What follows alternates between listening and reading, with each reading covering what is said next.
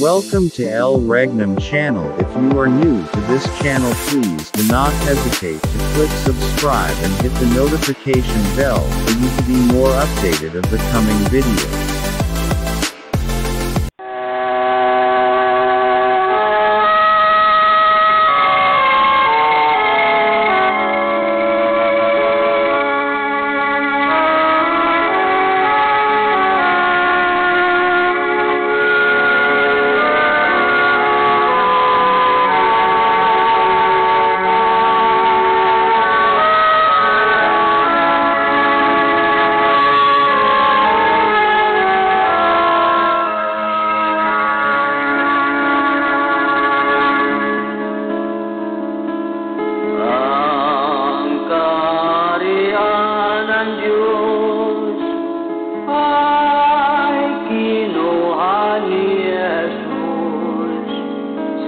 Lumang Jerusalem, sa bayang Huda Israel, kanyang ibinigay sa bansang nabubungan sa Diyos na kay Kristo na pananampalataya. Ang kaharian ng Diyos ikinukli ni Jesus. Hanapin natin ang bagong Jerusalem. May palatandaan ang malayong silangan, mga puno ng dagat, itong bansang Pilipinas. Sa lupang inirang ang ating tahanan, doon si Kristo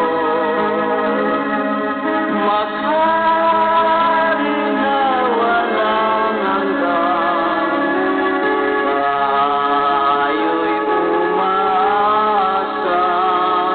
at sumampalataya. Doon wala nang gutom at wala nang pagluluha.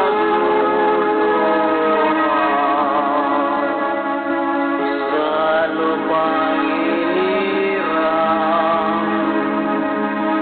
ang ating tahanan, doon si Kristo maghari na walang hanggan. Tayo'y umaasa at sumampalataya. Doon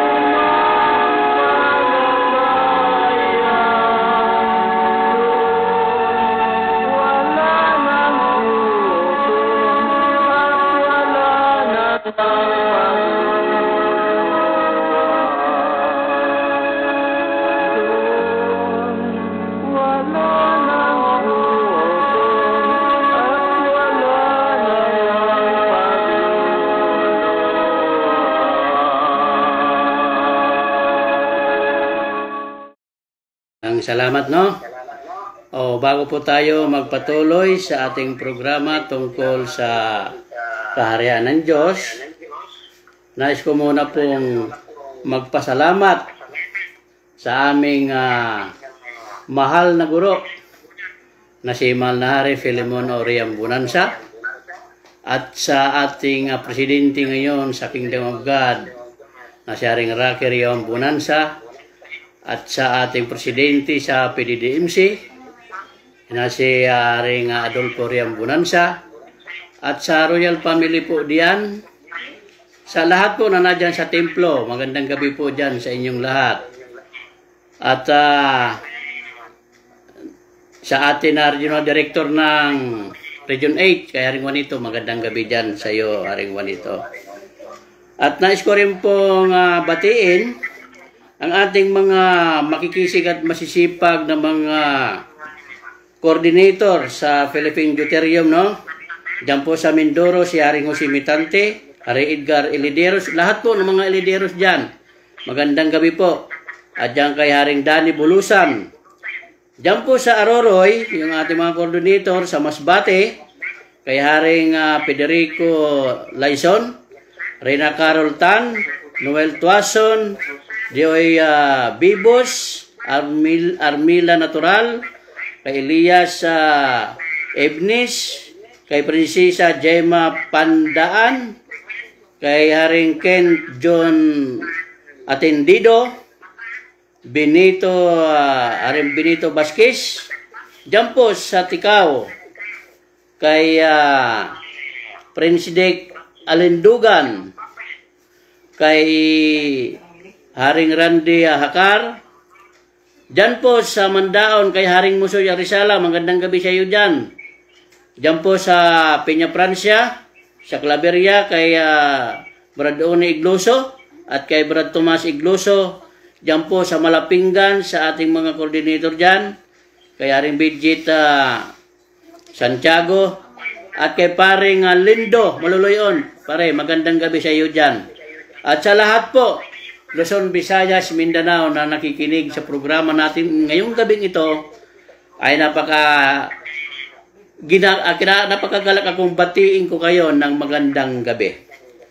Mga kapatid, no, nandito naman tayo sa paghuhusay sa ating paniniwala tungkol sa kaharian ng Diyos, dahil ito po ang unang pinapahanap po ng Diyos, na sabi niya, unahin niyo muna paghanap ang kanyang kaharian at ang kanyang katuwiran, at ang lahat ng mga bagay na ito ay pawang idaragdag sa atin lahat. Mga kapatid, no, kung atin po ito'y pag-aaralan, lalo na po sa panahon po ni Jesucristo doon po sa Israel, mula po siya nung naipanganak sa negative 4, kasabay sa pagkamatay ni Herodes, dahil nga kaya nga po nagawa ni Herodes yun, na ipapatay ang mga bata upang yung hula ni Isaias na mayroong bata na isisilang na magiging makapangyarihang Diyos Ama, ay kaya nga po yun ay pinapatay niya ang mga bata dahil ayaw niya na magkaroon ng ibang magiging hari. Hanggat po sa pag-edad niya po ng 12 anyos, na siya po ay nakipag-debate doon sa mga matatanda sa bayan, at doon sa mga parasiyo at mga eskreba, hanggat sa umidad siya ng 30 anyos, na doon po ang pagbautismo ni Juan Bautista. Bagko sinasabi nga ni Juan Bautista na wala akong karapatan magkalag sa mga tali ng iyong mga paa. Kaya nga sinabi po ni Jesus, gawin mo lamang po ito upang matupad ang nakasulat. Ngayon po nangaral si Jesus ng 3 taon at kalahati doon sa Israel sa tungkol sa kaharian po ng Diyos. At marami din pong naniwala sa Kanya at marami din pong nagalit. Ngayon po, kung gaano kadami ang naniwala sa Kanya, ay mas marami rin ang nagalit sa Kanya. Dahil nga, hindi talaga maiwasan na ang mga tao, Diyos ang hinahanap, pero ang Diyos doon sa Israel, ipinako po nila. Hanggat sa nangaral siya, natapos niya ang 3 taon at kalahati, at ito'y pinagpatuloy ng mga kanyang alagad ng 3 taon at kalahati din po, hanggat po ay dumating ang taon na 33 AD, doon na po nagkagulo ang Israel dahil lahat pong mga diehard kay Jesus ay tinutugis ng mga Romano. Kaya nga ang mga Romano ang nagpapatay po kay Jesus dahil po ay ang Roma ang hari sa mga panahong yaon. Kaya nga po natapos po ni Jesus ang kanyang gawain. Natapos po. Ngayon, pagka wala po sa katawan ni Jesus, ay doon po naganap ang every 70 years na kanyang nakasulat sa banal na aklat na bawat 70 years po ay magkakaroon po ng panibagong katawan po ang Kristo. Kaya hanggat po ay dumating ang panahon, sa panahon ng animal na hari, na doon na po ay naganap nung siya ay ipinanganak sa 1931, ay doon na po siya nag-umpisa sa pangangaral na umabot po yon sa taon na 1931 sa pagkapanganak po ni Mahal na Hari. At dumating po ang taon sa 1970 na mag-uumpisa na sana siya ng pangangaral tungkol sa kaharian ng Diyos. Subalit po ay pinatago po siya ng Diyos at sa 1975 doon po ipinagpatuloy ang kanyang pangangaral tungkol sa kaharian ng Diyos. Mula po sa 1975, nangaral po siya ng 7 taon sa Israel. Nangaral po siya ng 7 taon. Doon po niya unang hinanap ang kanyang mga magiging alagad na 12 at ang mga tao na naniwala sa kanya kasama ang mga propeta. Ngayon po, sa dating ng 1982, doon po siya umuwi sa parke at yun po ay doon na po ipaparehistro ang Kingdom of God. Kaya pagdating po ng 1992, kaya mayroong tinatawag na transitional period na 10 years. Sa 1992 po, likas na rehistrado ang Kingdom of God. Ngayon po, nung narehistro na po ang Kingdom of God, at nabuo na po ni Mahal na Hari ang 12 na kanyang mga alagad at kanyang inaralan. At patuloy po ang pangangaral sa Kingdom of God. Hanggat dumating ang panahon, nga sabi ni Mahal na Hari, ay magkakaroon po ng mga pintuan sa kaharian ng Diyos. Kaya po ito'y kinumplito niya po lahat na ang 12 na pintuan sa kaharian ng Diyos. Kaya nga ang tawag po doon sa pangyayaring iyon na consummatum est. Tinapos niya na ang lahat na gawain. Ngayon po, ang lahat po na tagasunod o tagapaniwala sa kaharian ng Diyos ay binigyan po tayo lahat ng trabaho. Binigyan po tayo ng lahat ng tungkulin upang ito'y gawin na lamang po natin at gampanan upang po mga kapatid ay maganap ang lahat na nakasulat. Pero hindi naman po mawawala sa tao na hindi mag-ambisyon. Ngayon, kung sana ang ibinigay ni Mahal na Hari nga gawain natin atin ginampanan at ginawa ay hindi po sana magkakaroon pa ng nagiging problema sa kaharian ng Diyos sa ngayon. Dahil ang mga ibang nabigyan ng katungkulan, hindi na kuntingto, ay nangarap pa ng ibang katungkulan. Bakit po? Once na ikaw ay magtayo ng grupo o sikta o anuman ang iyong itatayo, ibig sabihin ay meron kang sariling doktrina sa tao. So ngayon, kung ikaw naman ay magtayo ng kaharian ng Diyos, maliwanag kung ikaw ay magtatayo ng isang kingdom, ang inaangkin mo po dyan ay Kristo o Diyos. Once na ikaw magtayo ng grupo na may kingdom, ay ang inaangkin po niyan, Diyos o Kristo. Ngayon po, kung atin ito aangkinin, dahil may mga nagtayo po ngayon na humiwalay sa kingdom ng kanilang sariling kingdom, ay ibig sabihin, nag-aangkin na sila ang Kristo. Ngayon, kung aangkinin ninyo ang Kristo, ay huwag nyo pong ipahiya ang Kristo. Huwag nyo pong ipahiya ang Kristo. Dahil ang Kristo, lahat po nakakaalam. Ngayon, itong humiwalay sa kingdom na nagtayo ng kingdom na kanyang itong tinutulig sa ngayon ang aral ni Mahal na Hari.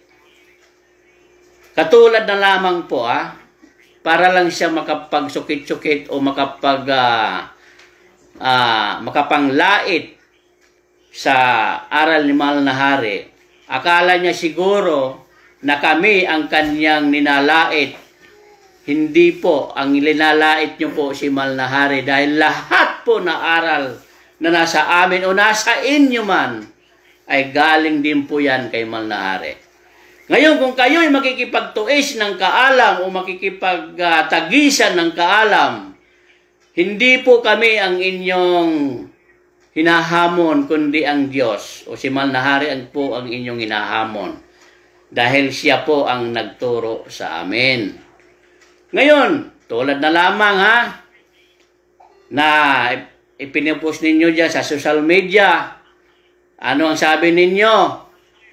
Basahan nyo ako ng teksto na sinasabi dyan sa Isaiah 24:15 na ipapaluwalhati ang Diyos sa silanganan sa mga pulo ng ilog. Ang nakalagay po dyan, kung atin po alamin, ang sabi po sa Isaiah 24:15 na luwalhatiin ninyo ang Diyos sa silanganan, bagay ang Diyos ng Israel sa mga pulo ng dagat. Ngayon, iginigiit ninyo na sinasabi namin na pinapaluwalhati ang Diyos sa mga pulo ng ilog, ay hindi po namin yan sinasabi. At intindihin nyo po, mga kapatid, kung kapatid pa ang turing nyo sa amin. Ang totoo doon, o alam nyo ito, na si Jesus hindi pinaniwalaan sa Israel. Kaya nga ipinako siya doon sa cross. Bago nalagot ang hininga ni Jesus, sinabi niya, aalisin ko sa inyo ang kaharian ng Diyos at ibibigay sa isang bansa na nagkakabunga. Kaya nga sabi niya, hanapin nyo ang kaharian ng Diyos. Dahil nasaan? Sabi ni Isaias, nasa mga pulo ng dagat. Bansa po yaan. Hindi po ilog ang nakapaikot sa bansang yon. Dagat po yaan. Dagat. Ano bang sabi? Luwalhatiin ninyo sa silanganan ang Diyos ng Israel sa mga pulo ng dagat. Bansa yan. Ngayon, ninahamon nyo kami na magbigay kami ng teksto na ang Diyos pinapaluwalhati sa mga ilog. Kung Mesopotamia ang ating pag-uusapan, ay maliwanag dyan na ang Eden naging Mesopotamia sa panahon ng baha. Kaya nga ang Eden napalibutan ng 4 na ilog ng Gihon, Tison at Hiddekel at Euphrates. Pagkatapos po ng baha, naging 2 na lamang na ilog. Buksan nyo mga kapatid ang isipan ninyo. Huwag kayong magkukoreksyon na mali rin upang lang kayo paniwalaan ng tao. Kawawa ang tao na inyong mapapaniwala. Kaliwaliwanag yun. Ngayon, ang Mesopotamia, anong tawag doon? Napalibutan ng ilog ng Tigris Euphrates River. Dagat ba yun? Basahan nyo rin ako ng teksto na ang Mesopotamia napalibutan ng dagat. Yung inyo lamang ginagawa upang kayo'y makapanglait, upang kayo'y makapagpatuloy sa inyong ambisyon. Kaya nga po, kung iisipin ninyo, si Mahal na Hari hindi man direkta na nagsasabi sa atin na siya na, pero tingnan niyo ang kaalam. Kung ikaw ngayon nag-aangkin na ikaw ang Kristo, dapat turuan mo yung mga kardinal mong piki dyan ng Spanish, ng Greek. Ay ang Rizal, Wilber sa English yun. Alam ko naman yung tagagawa mo ng papel dyan, hindi ikaw. Pareho lang tayo ay. Tapos kung manlait ka, ganun na lang. Hindi po kami ang linalait mo. Si Mahal na Hari po ang inyong linalait. Hindi kayo nagpapasalamat na binigyan na sana kayo ng trabaho para atin ito'y gampanan. Atin na lang gawin, pero wala kayong kasiyahan. Palibasay, walang ibang kalaban ang Diyos. Isipin nyo na lamang po, no? Kaya nga, kung yun ang inyo pong sasabihin na kayo ay uuwi ng dapitan, uuwi kayo doon sa parke para kayo ang magpatuloy sa gawain ni Mahal na Hari, tingnan nyo muna yung inyong mga sinasabi. Bigyan kita ng sample, baka sakali makaintindi ka at mauntog ka at maintindihan mo. Pag sinasabi na magpapatuloy, ipagpalagay na lang natin sa bus. Driver, dalawang driver. Pag inantok yung isang nagmamaniho, papalit yung isang driver, magmamaniho pa rin. Hindi salungat sa kanyang ginagawa. Kung saan yung destinasyon ng inyong ruta, yun pa rin ang iyong ipagpapatuloy. Hindi yung kung ikaw ang papalit, paliliparin mo yung bus, gagawin mong eroplano para maging mataas ka, para higit ka. No. Paano na ba itong ating mga nangyayari ngayon, mga kapatid? Pero, ipagpatuloy nyo lang yan. Dahil, kung walang magpapasaway, sino ba naman ang sasawayin? Kung walang magpapasaway, sino pa yung uhukman ng Diyos? Kaya nga, ipagpatuloy nyo, panindigan ninyo yan. Panindigan ninyo. Pero, nagbuo ka ng grupo, mayroon kang mga kardinal, huwag nyong sirain ang imahin ng pagkakardinal. Kaya hindi po yun biro. Hindi po biro yung pagiging kardinal. Kung ikaw ay magiging kardinal ka, mayroon kang mga bishop. Kung ikaw magiging bishop ka, mayroon kang mga pare. At saka, kinakailangan ay may lisensya ka. Para baga sa inyo ay napakadali lang sabihin si kardinal. Kahit man lang kapirasong papel, kahit papel di hapon lang, wala. Paano naging kardinal? Ano ba naman yan mga kapatid? Tapos manlalait kayo? Aba ay isipin nyo muna mga kapatid. Dahil po ang inyong hinahamon, hindi po kami. Ang inyong hinahamon si Mahal na Hari. Kaalam yan ni Mahal na Hari nga inyong tinutuis. Hindi yan amin. Kaalam yan ni Mahal na Hari nga inyong tinutuis. Hindi yan amin. Kaya kung kayo'y makikipagtuisan sa amin, hindi po kami ang inyong tinutuis, kundi si Mahal na Hari.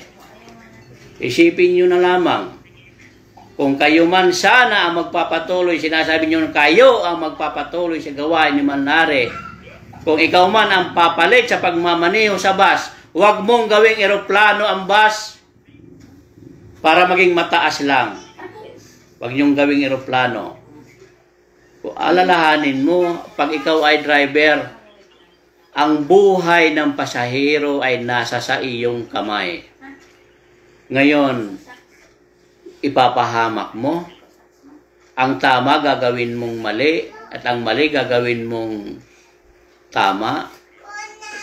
Ay isipin niyo mga kapatid, ay yung inyong mga sinasabi sa amin ay okay lang yun kasi hindi naman po kami ang inyong kinakalaban, kundi ang inyong kinakalaban ang Diyos. Kaya nga po, yun dapat ang ating isipin kung gaano katotoo yung inyong mga sinasabi. Dahil matagal po kaming nanahimik. Hindi kami nasagot sa inyong mga pinagpupos sa FB. Bakit kami matagal na nanahimik? Nagaantay kami ng go signal ni Manlahari sa amin. Pero nung ibinigay niya ang go signal, hindi na po siya papayag na lait-laitin niyo na lamang po. Kasi po kung kayo ay makapagtago sa lilim ng kasinungalingan ninyo sa mga tao na inyong mga nauuto diyan, sa Diyos hindi po kayo makakaligtas. Bakit? Dahil sa lupa kayo umaapak. Alam ng Diyos. Bakit sinasabi natin, alam ng Diyos kung ano yung ating ginagawa? Dahil sa lupa tayo nakaapak. Sa lupa po tayo. Kaya lang itong inyong ginagawa ngayon, wala kayong kabusugan. Wala kayong kasiyahan. Binigyan na tayo ng trabaho. Kaya nga anong sabi ni Manlahari, consummatum est, natapos na ang lahat. Bago nagpahinga ang kanyang katawan na material, tinapos niya ang kanyang tungkulin. Pinapilan niya ang papel sa ikalawang Adan nga na magbibigay buhay. Kaya binuon niya ang Philippine Deuterium dahil yun ang buhay ng tao. Yun ang kabuhay ng tao na ito'y malapit na. Kung alam nyo lamang na ang mga investor panay na ang tawag sa amin at gusto nang makipag-meeting dahil gusto nang pasimulan ang proyekto. Kaya lang mayroong sukat na panahon ang ibinigay ni Manlahari sa atin o sa amin. Kaya hindi po kami basta-basta kikilos kung wala sa sukat. Kaya nga po, ikalawa, nandito rin po ang problema, yung pandemya ng mga bansa. Pagkasama po yung atin, bansa. Kaya hindi po kami makapunta kung saan-saan dahil ika-quarantine naman po kami. Kaya hindi po kami hindi namin po magawang makipag-meeting dahil po sa nangyayari ngayon sa buong bansa.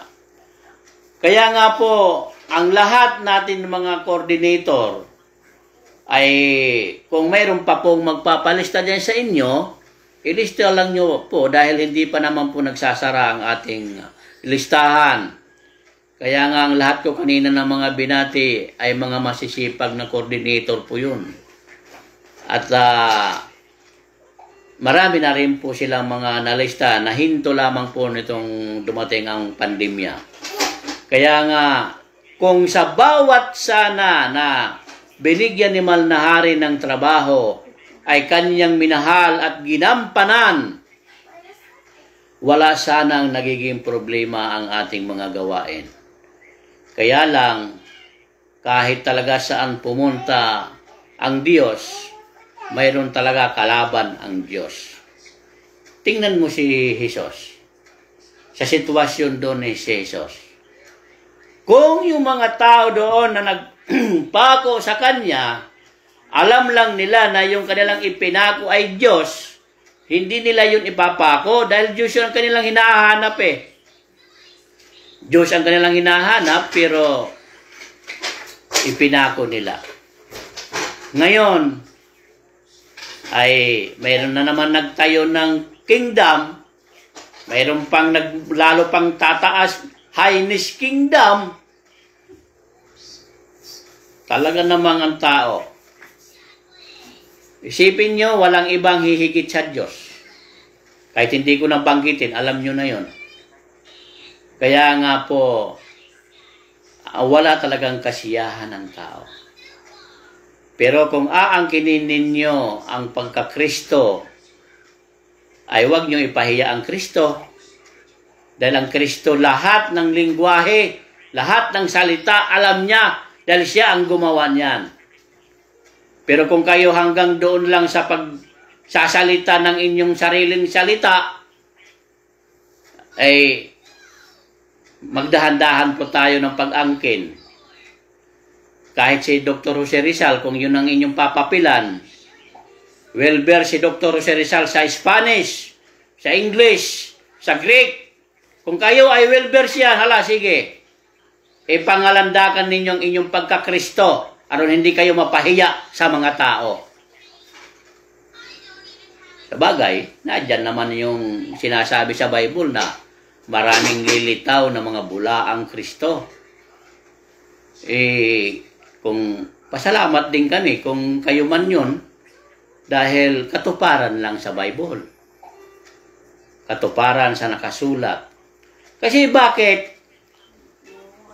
Kung iisa ang Diyos na ating pinaniniwalaan, ay bakit tayo hindi nagkakasundo? Ibig sabihin, walang pagkakaiba sa panahon ni Jesus. Basahin yung Juan 8:40 hanggang sa matapos yung sitas na yan. Makikita nyo at malalaman ninyo. Kaya nga sabi ni Jesus, na bakit nyo ako kinakalaban? Ngayon sabi ng mga iskriba, mayroon kaming Diyos, ang Ama. O sabi ni Jesus, kung ang inyong Diyos ay siya ang Ama, ibigin nyo ako dahil ako'y nagbulat ng galing sa Diyos. Ibig sabihin, doon pa lang, mayroon na sila may kanya-kanyang Diyos. Kaya ngayon, wala kayong kasiyahan at gusto niya ring maging Kristo, ay gawin nyo. Pero wag nyo ipahiya ang Kristo. Kinakailangan, well-versed kayo sa Greek. Tulad ni Malnare, nagtuturo siya ng Greek, Spanish. Lahat. Sa grammar sa English, lahat tinuturo. Mag-lecture ka ngayon, kamo. Kayo nga nagtayo ng kingdom dyan. Ituro nyo yung ginagawa ni Malnare, kaya ginagaya nyo naman. Ginagaya yung gawa ni Malnare, di gayahin nyo lahat. Pati pagturo ng sa Greek, sa Spanish, sa English, lahat, sa grammar. Yan ang tinuturo ni Malnare. Gawin nyo. Total, mayroon ka naman dyan kasamang maestro. Turuan mo yung maestro mo. Baka mali rin yun.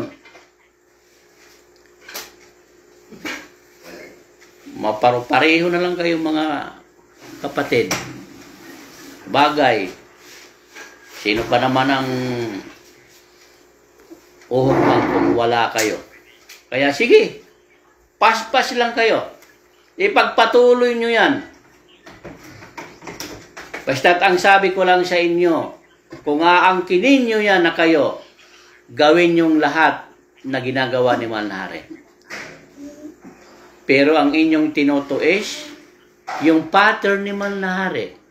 Kung kayo ay pumunta sa Kingdom of God, na mayroon kayong sariling aral, dapat doon pa lang sa panahon na yun na kayo pumasok sa Kingdom of God. Hindi na kayo ito'y sa Bisaya, yung parang tuta-tuta lang, sunod-sunod. Dapat, sinabi nyo, Malnare, mali yan, hindi yan. Bakit hindi nyo yung ginawa? Ha? Bakit hindi nyo yung ginawa? Mayroon ba kayong sariling pattern? Sinabi sa Bible, sa panahon ng baha ni Noe, 8 kaluluwa ang naligtas sa baha. Ngayon, inyong i-question. Hindi na lang aral ni Malnari yung kini-question yung pati ang Biblia. Pero nagbabase rin kayo sa Biblia. Tapon nyo na lang yung Biblia ninyo kung hindi nyo lang naman susundin yun. Sinasabi ninyo totoong nakasulat, tapos iko-correction nyo pa. 8 na kaluluwa ang naligtas. Kahit pa yung 1,000 na sumakay doon, 1,000,000 pang sumakay doon, ang sinabi ng Biblia, 8 lang ang naligtas, kung namatay pala lahat yon doon sa loob. Ang sinasabi doon, yung naligtas. 8 kaluluwa ang naligtas. Kahit pa 1,000 ang sumakay doon sa arka, kung ang naligtas doon 8 lang, gagawin mo pa rin 1,000. Para lang kayo makipag-question, makapag-correct. Ano ba naman itong trabaho natin, mga kapatid? Dapat sana, kung kayo lang naman sana ang magko-correction, ay yung makatotohanan na. Hindi yung magko-correction kayo, yung correction, reputable pa rin. Kahit yung ginagawa nyo lang, isipin nyo, huwag niyong sirain ang imahen ng pagkakardinal dahil hindi yan biro. Sa inyo, minamani-mani nyo lang sabihin kardinal. Pag sinabing kardinal, baka hindi nyo alam, ipapaalam ko sa inyo kahit kunti. Pag sinabing kardinal, mayroon niyang mga bishop. Pag sinabi niyang bishop, mayroon niyang mga pare nga under sa kanya. Yung inyong tinatawag dyan na kardinal, mayroon ba yung bishop na mga under sa kanya? O yung nagpapatawag sa inyo dyan na Santo Papa, baka hindi yan Santo Papa. Santo Pupo na siya. Kahit nga isang perasong papel, wala man lamang ipapakita. Pero para sa inyo, napakasimpleng bagay lamang ninyo gawin. Napakadali ninyong sabihin. Master pa. Ano yan? Master sa pangsisira. Master sa panlalait. Kaya isipin nyo, kung kayo'y laman ng Diyos o katawan ng Diyos, dapat ay hindi kayo nagtutuis, hindi kayo nanlalait ng kapwa ninyo. Hindi kayo magyayabang. Kung ikaw man ang papalit sa pagmamaniho o gawain ni Manlahari, kung anong ginawa ni Manlahari, yun ang gawin mo. Huwag mong ang sasakyang gawing eroplano para lang ikaw ay maging mataas. Upang hindi po tayo magiging hapin o sapin sa impyerno pagdating ng panahon.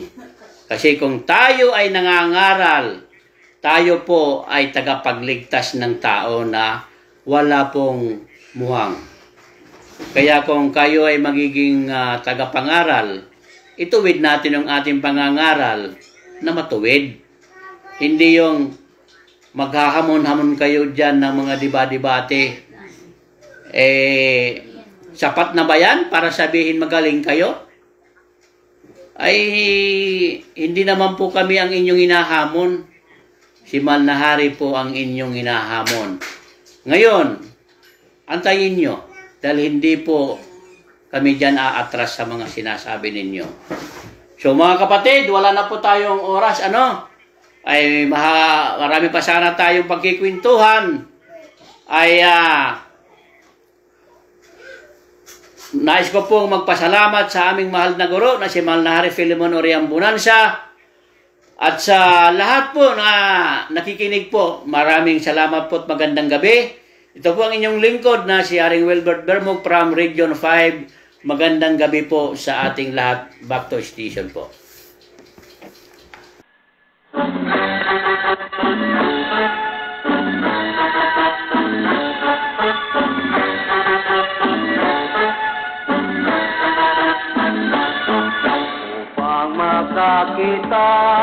sa kaharian ng Diyos ipanganak muli ng tubig at ng Espiritu. Kung di natin sundin ang payo ni Jesus, hindi makapasok sa kaharian ng Diyos.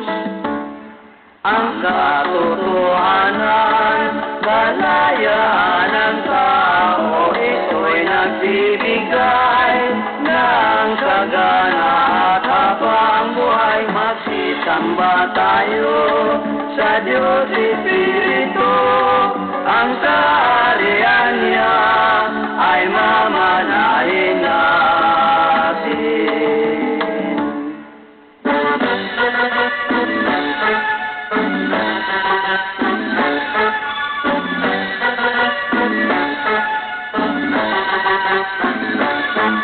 Upang makakita sa kaharian ng Diyos, ipanganak muli ng tubig ng Espiritu. Di natin sundin ang payo ni Jesus, hindi nakapasok sa kaharian ng Diyos. Ang katotohanan, kalayaan ng tao, ito'y nagbibigay ng sagana at habang buhay. Magsisamba tayo sa Diyos